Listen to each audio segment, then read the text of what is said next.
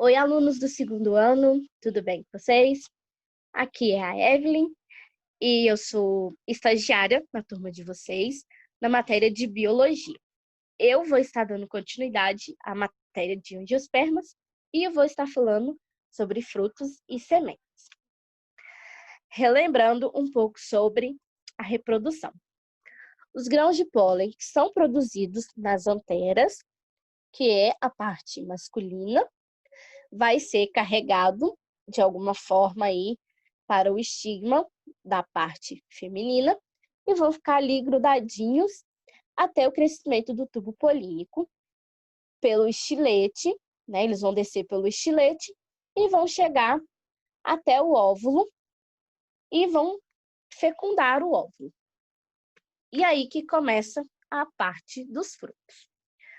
O fruto, ele é resultado do desenvolvimento do ovário, né, de uma flor. Lembram que eu falei com vocês da dupla fecundação? Então, o grão de pólen fecunda o óvulo, que vai formar a semente, e aí vai ter também desenvolvimento através de alguns hormônios do ovário, que vai gerar, então, o fruto. E o fruto, ele é responsável pela proteção da semente. Ele é visível logo após a fecundação. Ou seja, as sépalas e as pétalas, elas vão murchar e vão cair. Então, só vai ficar a parte ali das estruturas reprodutivas e aí o fruto vai começar a se desenvolver. E o fruto é composto pelo pericarpo e pela semente. E eu vou explicar cada uma das partes para vocês. Como eu falei na outra aula, né, vai ter vários nomes aqui. Então, se você puder anotar esses nomes e a função, o que ele significa, para facilitar a sua vida quando você tiver uma prova, for fazer um Enem daqui a um ano, para vocês estarem aí já acostumados com esses termos que a gente usa na biologia. Então, o pericarpo, que é o nosso fruto, ele vai ser formado por mais 3 estruturas, que se chama epicarpo. Vou mostrar na imagem para vocês que fica mais fácil.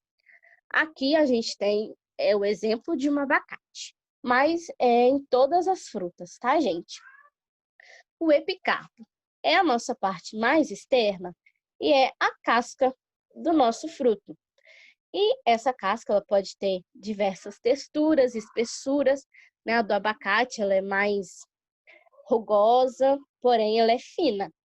E a gente tem cascas mais grossas, cascas mais finas, então isso aí varia bastante de fruto para fruto. E a gente tem o mesocarpo, que é a camadinha ali do meio, que é a parte nos frutos comestíveis, né, a parte gostosa que a gente vai comer. E aí, nesse mesocarpo, é que vai estar presente substâncias de reserva, concentração de água e outras vitaminas, dependendo do tipo da fruta. E o endocarpo é uma pelinha bem fininha entre... desculpa. O endocarpo, ele é a parte mais interna, ou seja, ele está ali entre o mesocarpo e a semente. E ele pode ser fina ou rígida, né? No caso aqui do abacate, é uma camada bem fininha, né? A camadinha marrom. Em outros frutos, pode ser que esse endocarpo seja bem duro e grosso. Bom, os frutos, eles podem ter algumas classificações. E uma das classificações é quanto ao seu tipo. Bom, os frutos agregados, eles são formados de carpelos separados em uma única flor, que é o caso do limão. Vocês observam aqui que ele tem algumas, tipo umas divisões, né? Bem fininho, mas é uma divisão. Então, isso significa que cada divisãozinha dessa aqui era um carpelo que se fundiu e formou o fruto todo, que é o limão. Os frutos simples, eles serão originados aí de um único ovário, que é o caso da cereja. E os frutos múltiplos é aquele que se origina de ovários de várias flores. Lembra que eu falei para vocês das inflorescências? Então, essas inflorescências, né, quando elas são fecundadas, ocorre a reprodução, elas vão dar origem às infrutescências, que é o caso do figo e do abacaxi. E uma outra classificação é quanto ao tipo de abertura desse fruto e também ao tipo de pericarpo, ou seja, se ele tem mais água ou menos água. Os frutos carnosos indehiscentes são os frutos que são assim, que têm muita substância nutritiva e muita água. E indehiscente é que ele não abre, né? A menos que você tenha alguma faca e vai lá e faz esse corte. Naturalmente, ele não vai se abrir. E aí, dentro desse fruto carnoso, a gente tem mais duas classificações, que é o tipo baga, que é o fruto que tem uma ou mais sementes livres, né? Que é o caso do mamão, a uva, goiaba, tomate, várias outras frutas que têm várias sementes e que elas são livres. E do tipo drupa é aquela semente que é dura, rígida, e ela fica fixada no fruto, né? Ela não sai do fruto a menos que você tire ela com uma força, né? Que você vai lá, pega uma faca e tira ela. E é o caso do pêssego, da azeitona e ameixa. A gente tem os frutos secos, que são frutos com o pericarpo pobre em água e substâncias nutritivas. E aí, as substâncias nutritivas, no caso dos frutos secos, elas estão concentradas todas na semente. E elas têm do tipo dehiscentes, né? Ele vai se abrir após o amadurecimento, né? No caso das leguminosas, quando um feijão, né? Aquela pelinha do feijão por fora, ela fica totalmente seca, a gente consegue abrir, né? Ela se rompe naturalmente e aí liberando então os grãos aí de um feijão, de uma soja, que são as leguminosas. As mamonas também são frutos secos, dehiscentes e o algodão. E a gente tem os indehiscentes, que é o quê? O pericarpo não vai se abrir de jeito nenhum, né? A menos aí que a gente também faça algum tipo de força física ou mecânica, aí ele vai se abrir. Que é o caso do girassol, né? Que a semente, o fruto, na verdade, ela vai ficar grudada ali, né? Na flor do girassol. O trigo também, né? Ele vai ficar grudado na espiga e o milho também, ele vai ficar ali, a menos que você tire ele com uma força danada. A gente tem também uma outra classificação, que é os pseudofrutos. Esse nome pseudo, na biologia, ele significa alguma coisa que é falsa. Então, não são frutos aí 100% verdadeiros. E por que a gente fala isso? Porque alguma outra parte da flor, lembra que eu expliquei as partes das flores para vocês? Então, alguma outra parte da flor, ela vai se desenvolver junto com o ovário para formar o fruto, que é o caso do caju, né? Que é essa parte aqui, né? Que é a parte comestível, ela vai ser originada do pedúnculo floral, ou seja, daquela estrutura que sustenta a flor. O fruto verdadeiro do caju é esse aqui que fica por fora, né? Que é a castanha. E aí, no caso aqui do caju, o fruto ele é um fruto seco. A maçã também é um pseudofruto, porque no momento, né, que houve a fecundação, o receptáculo floral dela também se fundiu e começou a se desenvolver junto com o ovário. O morango, ele também né, se originou aí, se desenvolveu a partir do receptáculo floral. Porém, o morango, ele é um fruto seco e externo. Então, todos esses pontinhos que tem na parte vermelha do morango é o fruto verdadeiro, ou seja, a parte vermelhinha, gostosa e comestível que nós consumimos é o receptáculo floral do morango. E aí vem o quê? As sementes, que é uma estrutura que vai proteger o embrião e ela é originada do óvulo fecundado, ou seja, ela já é uma estrutura 2N.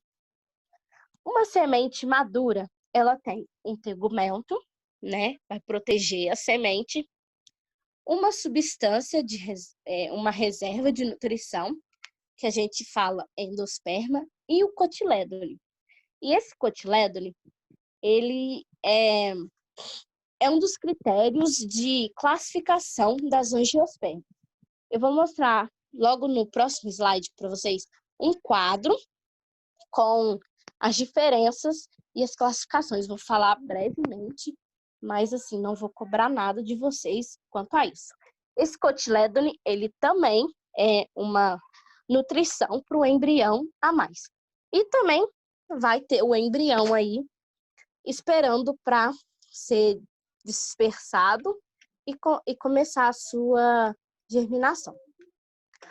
Aqui o quadro, ou seja, o critério de classificação, né, e divisão das angiospermas, monocotiledôneas e dicotiledôneas. Vamos focar aqui na semente. Uma semente de monocotiledônea, ela vai ter apenas um cotilédone, ou seja, ela vai ter uma parte só, somente uma substância de reserva. E as dicotiledôneas, elas vão ter duas metades de uma semente. E ela vai ter, então, 2 cotilédones e vai ser aí a substância de reserva. Uma monocotiledônea, por exemplo, é o milho, né? E uma dicotiledônea são as leguminosas, feijão.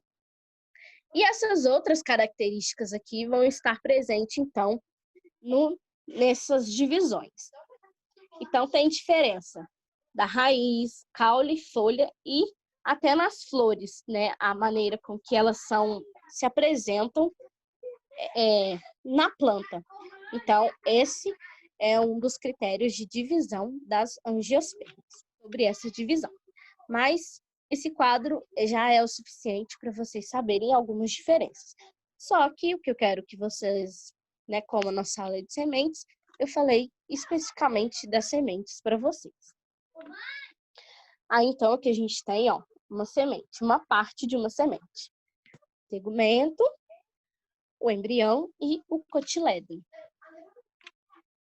E a dispersão da semente. É muito importante que essa semente caia em algum lugar para que ela consiga germinar e começar a crescer e se desenvolver. E a gente tem vários mecanismos de dispersão. Elas podem ser dispersas por animais, né, de pequeno e grande porte. Esses animais, eles podem esbarrar, fazer com que esse fruto caia, e aí ele se decompõe, e a semente consegue um ambiente favorável e começa a germinar. O vento, né, a gente tem um nome específico, que é anemofilia. E aí o vento vai levar as sementes que sejam mais leves. E também o processo de deiscência, né? Aquele fruto, ele se amadureceu, ele se abriu e a semente caiu aí no solo e começou a se desenvolver. E isso foi muito importante para o sucesso reprodutivo e evolutivo das angiospermas. Tanto que elas são hoje o grupo que mais tem espécies.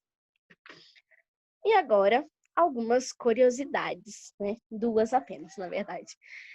O nome, quando a gente fala, vou comer uma fruta, pois é uma nomenclatura popular, Porque a gente sempre associa o nome fruta com aquilo que a gente come, né? Banana, maçã, pêssego, uva. Mas o tomate também é um fruto. Ou seja, a gente tem frutos que não são comestíveis pela gente. Então, a gente denomina fruta tudo aquilo que é comestível para nós, seres humanos. E a banana é, hoje, um fruto que não tem semente. Isso se chama partenocarpia. Nomezinho complicado, né, gente? Pois é. Por que que a banana hoje não tem semente? Vocês estão vendo aqui a banana que tem a semente, né? Geralmente elas estão mais aí no meio silvestre que a gente não consegue chegar até lá. Porém, a banana que a gente compra, né, ou planta na roça, ela é a banana que a gente come, comestível, né? E ela não tem semente. Por quê? Porque ela foi cultivada e foi selecionada artificialmente. Então, hoje a gente tem bananas apenas por mudas, né? Então, né? Não tem o ato de reprodução mais, né? Que é a troca dos gametas. E aí não, e por isso, né? Por esse cultivo de mudas, a banana que a gente consome hoje, ela não tem as sementes. Gente, é isso a nossa aula de hoje. Espero que vocês tenham entendido. Caso tenham alguma dúvida, pode mandar mensagem que estarei aí à disposição de vocês. Um grande beijo, tenha uma ótima semana e bons estudos. Tchau, tchau.